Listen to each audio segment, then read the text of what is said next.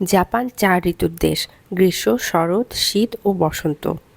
জাপানের শরৎকালটা অন্যরকম। একদিকে হালকা শীতের আমেজ, অন্যদিকে গাছে গাছে রঙিন পাতা।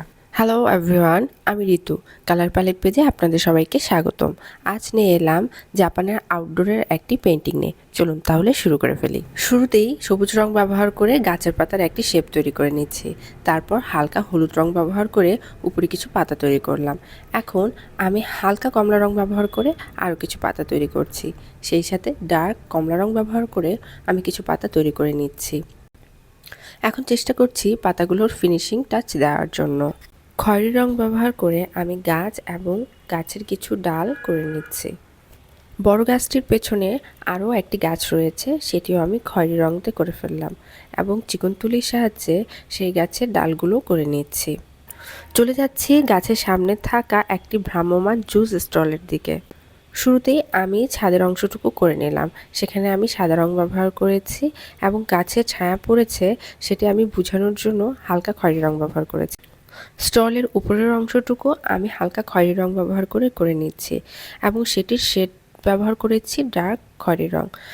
এক সাইডে আলো কম পড়ায় সেদিকে একটু অন্ধকার ভাব রয়েছে, সেই সাইডটুকু আমি খয়েরি রঙের সাহায্যে করে নিচ্ছি এবং সেই সাইডে একটি কালো কালারের বোর্ড ঝুলন্ত রয়েছে, সেটি আমি কালো রং দিয়ে করে নিলাম।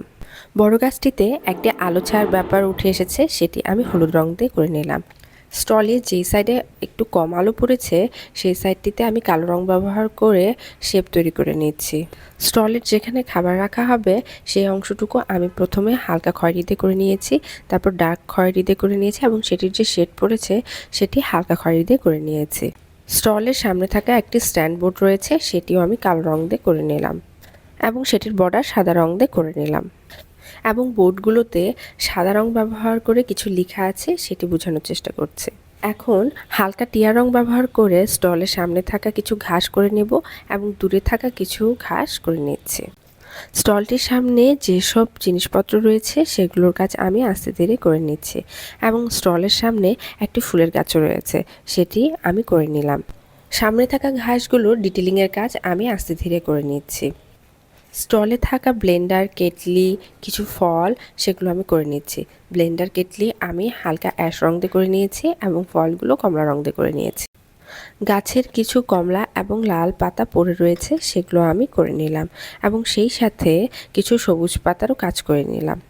এখন চলে যাচ্ছি জেল পেনের দিকে।